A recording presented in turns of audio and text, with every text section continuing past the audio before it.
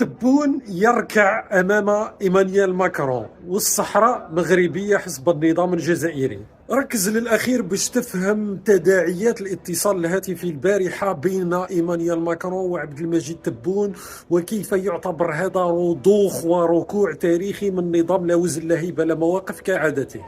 طبيعة الحال تعرفوا بأن النظام الجزائري منذ ما يقارب الآن سنة افتعل أزمة مع فرنسا بسبب اعترافها بمغربية الصحراء، والنظام الجزائري اعتبر ذلك خيانة كبرى وخيانة عظمى. بطبيعة الحال اعتقال بوعلام صنصال اللي قال تبون بأنه عديم الهوية ومجهول الأب، وناض يبكي تبون لأنه هذا بوعلام صنصال حسبه تعدى على الجزائر وعلى تاريخها. قضية المؤثرين اللي كنت كشفتها في نهاية السنة ثم بداية السنة كانت تداعياتها بطبيعة الحال واللي كانت ضربة كبرى وفضحت النظام الجزائري وأبواقه في فرنسا. كل هذه القضايا والنظام الجزائري وأنصاره قالوا لنا لن تكون عودة إلى الوراء، لكن ما جعل النظام الجزائري يرجع إلى الوراء ليس مصالح الجزائر. كما كان الحال مع إسبانيا، أن النظام الجزائري لما يرى مصالح المسؤولين الجزائريين تتضرر بعدما تم كشف ممتلكات المسؤولين وبدأ الحديث عن تحقيقات في ممتلكات المسؤولين الجزائريين في فرنسا، بعدما أيضا تم منع أكثر من 800 مسؤول جزائري من الدخول إلى فرنسا. وشفتوا قضية زوجة سفير الجزائر في مالي الذي تم طردها كالقذارة من فرنسا. النظام الجزائري لما رأى بأنه مصالحه ستتضرر بطبيعة الحال حاب الآن يربح الوقت، لأن الأزمة لم تنتهي وستعود بحلقات أخرى.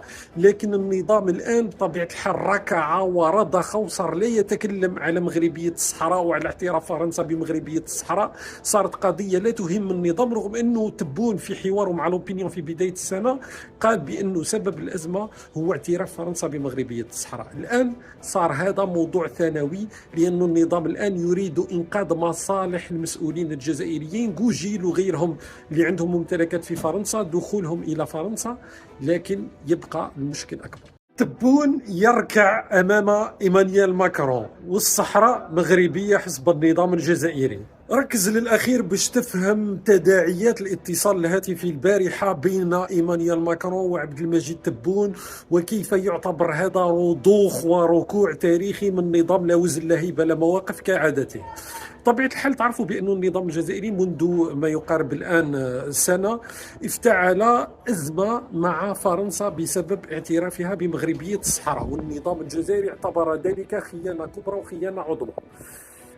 بطبيعة الحال اعتقال بوعلام صنصال اللي قال تبون بأنه عديم الهوية ومجهول الأب، وناض يبكي تبون لأنه هذا بوعلام صنصال حسبه تعدى على الجزائر وعلى تاريخها. قضية المؤثرين اللي كنت كشفتها في نهاية السنة ثم بداية السنة كانت تداعياتها بطبيعة الحال واللي كانت ضربة كبرى وفضحت النظام الجزائري وأبواقه في فرنسا.